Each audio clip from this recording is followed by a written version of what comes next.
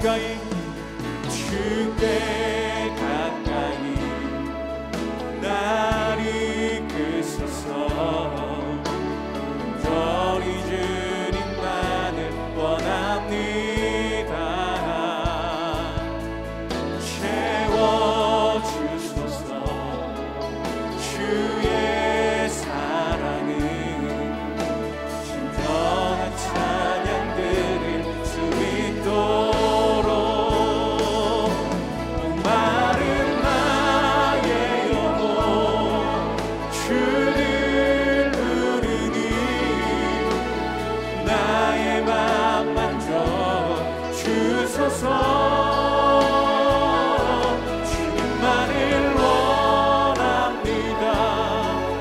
더 원합니다. 나의 맘 만져 주소서. 목마른 나의 영혼 목마른 나의 영혼 주를 부르니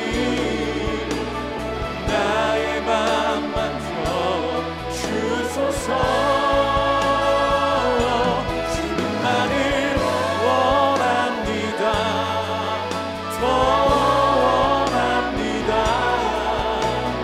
나의 맘 만져 주님만을 원합니다. 주님만을 원합니다. 더 원합니다. 나의 맘 만져 주소서.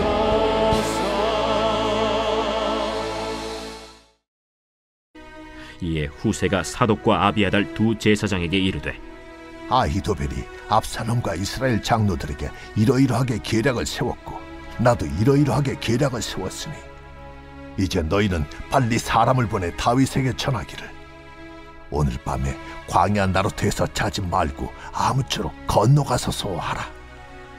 혹시 왕과 그를 따르는 모든 백성이 몰사할까 하노라.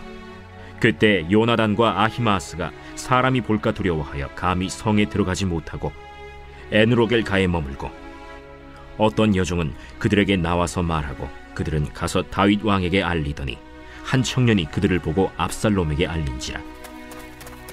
그 두 사람이 빨리 달려서 바후림 어떤 사람의 집으로 들어가서 그의 뜰에 있는 우물 속으로 내려가니 그 집 여인이 덮을 것을 가져다가 우물 아귀를 덮고 지은 곡식을 그 위에 넣음에 전혀 알지 못하더라.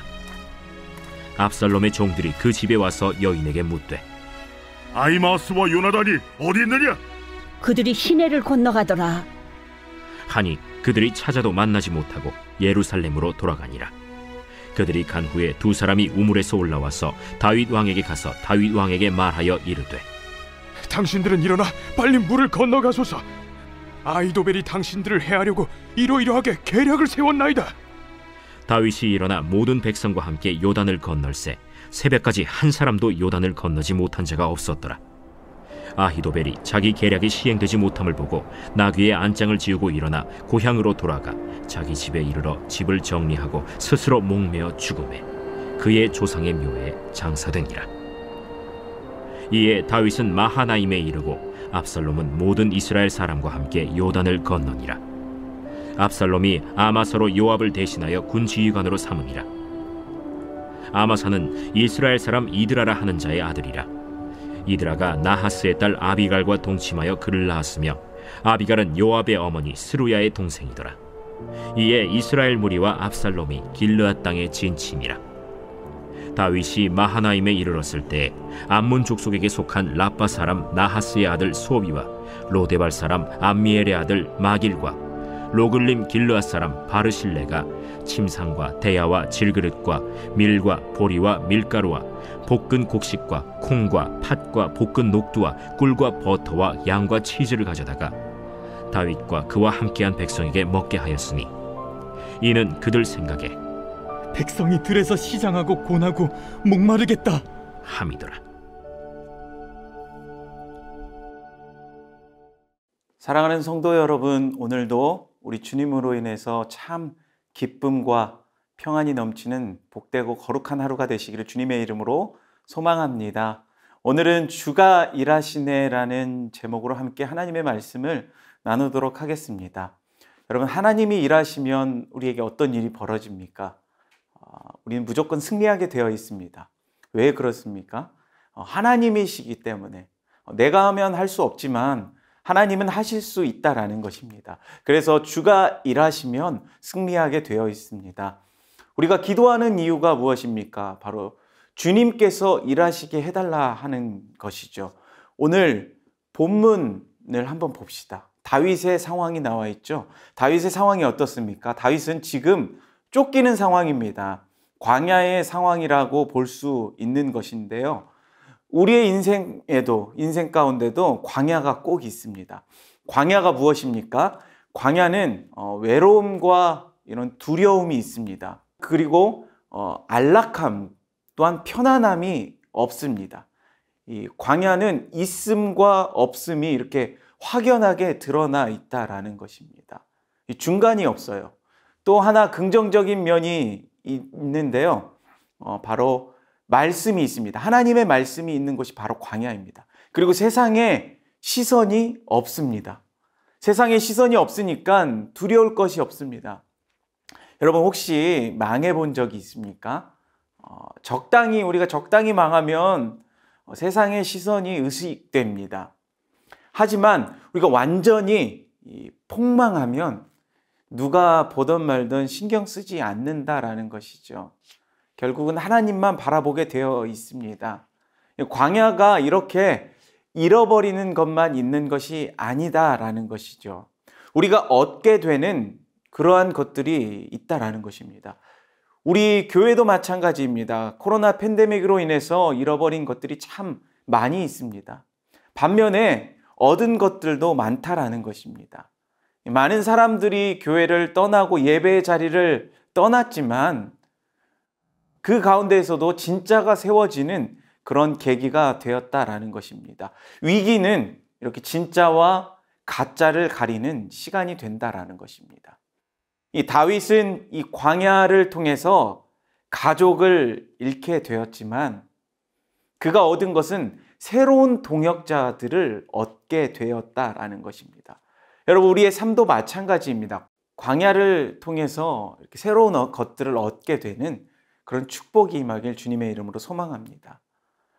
그러면 하나님께서는 어떻게 일하시는지 우리가 함께 살펴보도록 하겠습니다. 첫 번째, 하나님이 일하시니까 뜻밖의 일들이 일어나게 됩니다. 압살롬은 굉장히 우세한 상황이었습니다. 아히도벨이라고 하는 정말 당대 최고의 책략가가 압살롬을 따랐습니다. 민심이 다 압살롬에게 돌아선 상황입니다. 지금 아히도벨의 계략대로 군사 12,000명을 데리고 다윗에게 가면 다윗은 그냥 무너지는 상황이었습니다. 피 한 방울 흘리지 않고 다윗을 무너뜨릴 수 있는 아주 좋은 기회이었던 거죠. 그런데 하나님께서 압살롬과 이스라엘 사람들을 어리석게 만들어 버리십니다. 압살롬이 굉장한 또 허세를 부렸던 것 같습니다. 그냥 아히도벨의 말을 듣고 그대로 했으면 이기는 것인데 갑자기 후세의 말도 들어보자라고 말하는 것입니다. 그 내용이 바로 이 앞에 1절부터 14절까지의 말씀이 바로 그 이야기인 것입니다. 후세는 아히도벨처럼 뛰어나지는 않지만 그가 할 수 있는 그 언어 표현력은 기가 막힙니다. 하나하나 지금 상황을 마치 그림을 그리듯이 말합니다. 결국 압살롬이 후세의 말을 들었습니다. 결국 다윗은 도망갈 시간을 얻게 된 것이죠. 우리 본문 오늘 14절 말씀을 함께 읽어보도록 하겠습니다. 압살롬과 온 이스라엘 사람들이 이르되 아렉 사람 후세의 계략은 아히도벨의 계략보다 낫다 하니 이는 여호와께서 압살롬에게 화를 내리려 하사 아히도벨의 좋은 계략을 물리치라고 명령하셨음이더라. 하나님께서 화를 내리시려고 이렇게 명령하셨다라는 것입니다. 바로 주님께서 일하신다라는 것을 그대로 우리에게 보여주고 있다라는 것입니다. 그러므로 사랑하는 성도 여러분, 이렇게 주님이 일하시면 사람이 어리석어질 수 있다라는 것입니다. 그냥 내가 잘 싸운다고 이기는 것이 아니다라는 것이죠. 대적을 어리석게 만들면 이기는 것입니다. 똑똑한 사람이 갑자기 엉뚱한 짓을 합니다. 어리석은 짓을 합니다. 그러면 하나님께서 지금 일하고 계시는구나 라고 생각하면 됩니다. 그렇다면 우리가 해야 할 것은 무엇입니까? 바로 주님만 의지하면 된다라는 것입니다. 세상의 큼을 바라보는 것이 아니라 주님만 바라볼 때 주님께서 일하실 것입니다. 주님의 일하심을 바라보는 우리 모두가 되시기를 주님의 이름으로 소망합니다. 두 번째, 하나님께서 두 번째 하시는 일이 무엇이냐면 실패를 감당하지 못하게 하십니다. 우리가 실패할 수 있잖아요. 살아가다 보면 크고 작은 실수나 실패를 할 수가 있습니다. 그런데 조그만 실수에도 멘붕이 오게 만들어 버리십니다. 아히도벨이 멘붕이 오게 됩니다. 자기의 계략이 선택되지 못했다고 해서 멘붕이 오고 결국은 나중에 보면 자살을 하게 되어버립니다. 여러분, 이게 이해가 되십니까? 23절 말씀을 함께 읽어보도록 하겠습니다. 아히도벨이 자기 계략이 시행되지 못함을 보고 나귀의 안장을 지우고 일어나 고향으로 돌아가 자기 집에 이르러 집을 정리하고 스스로 목매어 죽음에 그의 조상의 묘에 장사되니라. 하나님께서 일하시니까 그 실패를 감당할 수 없게 만들어 버리신다는 것입니다. 실패를 감당하지 못하게 된다는 것이죠. 참으로 안타까운 게 여러분 1등 하던 친구가 한 번 2등 했다고 자살한 경우가 있었습니다. 참 어리석죠. 그 친구는 공부는 잘할지 몰라도 그 실패를 감당할 수 있는, 어떻게 보면 실패도 아니죠. 근데 그것을 감당할 수 있는 멘탈이 없는 것입니다. 여러분, 이게 말이 됩니까? 한번 생각해 봅시다. 왜 그랬을까요? 그 이유는 바로 너무 똑똑해서 그렇습니다. 똑똑한 사람은 미래가 훤히 보입니다. 압살롬의 미래가 보였다라는 것입니다. 똑똑하니까 믿을 게 못 되는 후세의 말을 듣고 따르는 그것을 보니까 이제 끝났다라는 것입니다. 똑똑한 사람은 이렇게 추리 능력이 있습니다. 그런데 헛똑똑이죠. 이 문제가 이렇게 발생하면 이렇게 될 것이다. 또 이렇게 돼서 이러이러한 상황이 될 것이다 라고 미리 예측하면서 생각합니다. 결국 아히도벨은 내가 수습할 수 없어서 그냥 죽자라는 것입니다. 사랑하는 성도 여러분, 믿음 없이 똑똑한 인생을 살아가면 이러한 길을 걸어갈 가능성이 높습니다. 하지만 우리는 너무 감사하죠. 우리에겐 누가 있습니까? 바로 하나님께서 계십니다. 그리고 우리는 머리가 나쁘잖아요. 이러한 추리하는 것도 머리가 굉장히 아픕니다. 그래서 그냥 살자 이럽니다. 머리가 똑똑하지 않은 것에도 우리는 감사해야 합니다. 그래서 우리가 살아가는 것입니다. 하나님께서 일하실 때 여러분 잊지 마십시오. 그렇게 살아갈 수 있다는 것입니다.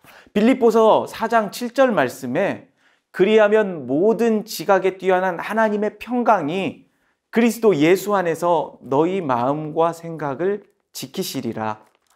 하나님께서 우리의 마음과 생각을 지켜주시기 때문에 우리가 안 넘어지는 것입니다. 흔들리고 또 무너질 것 같은 그러한 마음이 우리가 예배를 드리고 기도하고 그렇게 하며 나아갈 때 다시 그러한 마음이 굳건해지는 것입니다.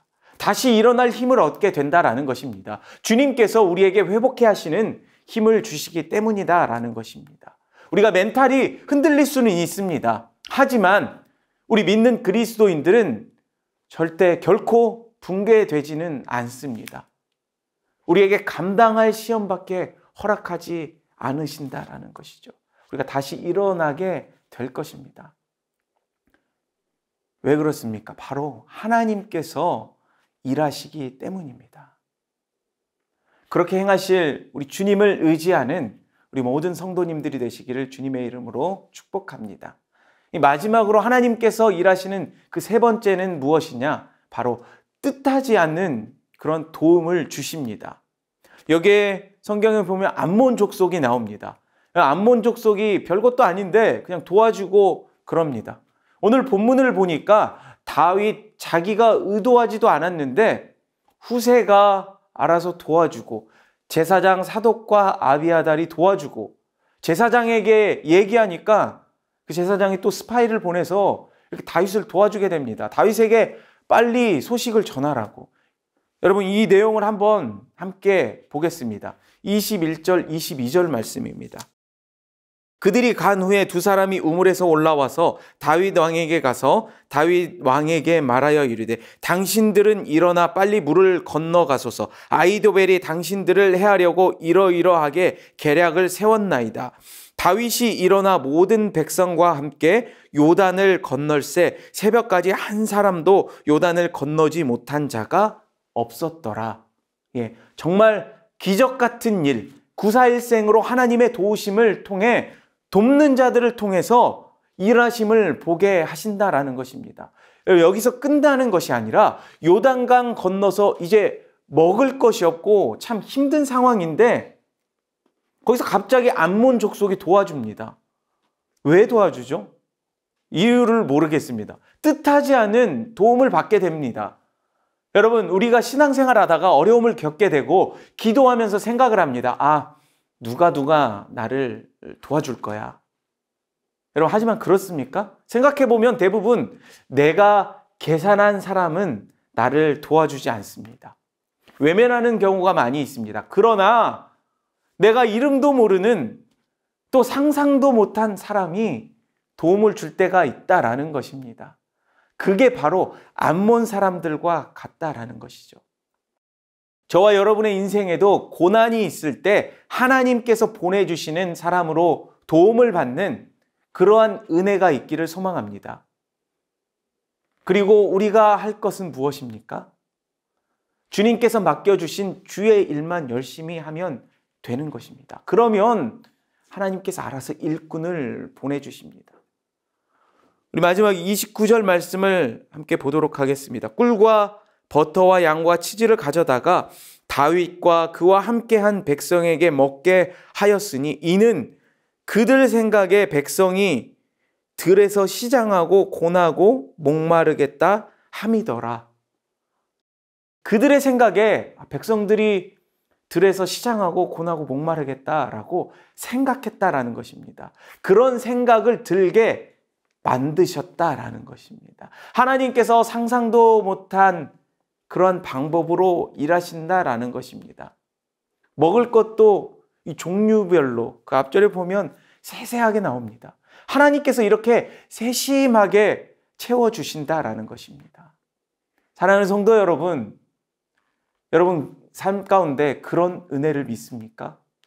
여러분, 우리는 이것을 붙들고 나아가야 하는 것입니다. 그런 은혜가 임하시길 주님의 이름으로 축복합니다. 말씀을 정리하겠습니다. 오늘 본문을 읽어볼 때 하나님께서 하나도 등장하지 않는 것처럼 보입니다.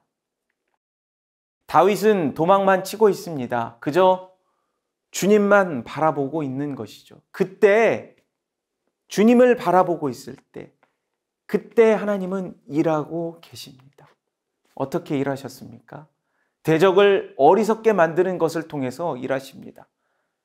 대적이 아무것도 아닌 일에 넘어져서 자살하게 만드시는 그런 실수와 실패를 감당하지 못하게 하시는 그 일을 통해서 일하시고 계셨다라는 것입니다. 또한 내가 도움을 받을 수 있을 것이라는 예상했던 사람들이 아닌 기대도 하지 않았던 후세와 암몬 사람들을 통해서 도움을 받았던 그 다윗처럼 그렇게 도움을 받게 하신다라는 것입니다. 여러분, 이것이 바로 하나님이 일하실 때 나타나는 역사다라는 것입니다. 사랑하는 성도 여러분, 우리의 인생 가운데 사는 게 힘들고 고난 가운데 있고 어려울 때가 너무나도 많이 있습니다. 그럴 때마다 오늘 다윗에게 임했던 하나님의 은혜가 저와 여러분의 삶 가운데 그대로 임하시는 역사가 나타나길 주님의 이름으로 축원합니다. 우리 함께 다음 기도 제목을 읽고 함께 기도하며 나아갔으면 좋겠습니다. 나의 힘과 노력과 지혜로 하는 것이 아니라 주님의 일하심을 바라보는 우리의 삶이 되게 하옵소서. 인생이 흔들리고 넘어질 것 같은 상황에서도 우리의 마음과 생각을 지키시고 다시 일으켜 주시는 주님을 의지하게 하옵소서. 하나님께서 보내주시는 사람들을 통해 도움을 받는 은혜가 가득 넘쳐나는 복된 인생이 되게 하옵소서. 우리 이어서 행복축제를 위해서 함께 기도 제목을 읽고 기도하겠습니다. 먼저 첫 번째로 이번 행복축제를 통해 온 교회 성도가 구원의 감격과 전도의 열정으로 뜨겁게 타오르게 하사 전파하는 교회로서의 사명을 넉넉히 감당하게 하소서. 기도하며 작정한 VIP 전도 대상자들의 마음을 주의 은혜로 덮어주사 이번 행복축제를 통해 우리의 영원한 생명이요 소망 되시는 예수님을 만나고 더 사랑의 교회의 한 가족이 되는 기쁨과 감사가 넘치게 하소서. 마지막으로 행복축제를 준비하는 모든 과정 속에서 주의 일하심을 보게 하시고 11월 11일과 13일에 강사로 세우신 정선희 집사님과 강신일 장로님, 그리고 박영덕 목사님과 이인호 목사님에게 성령의 능력을 덧입혀 주사 말씀과 삶의 간증을 통해 복음이 온전히 선포되어지게 하소서. 우리 함께 기도하며 나아가겠습니다.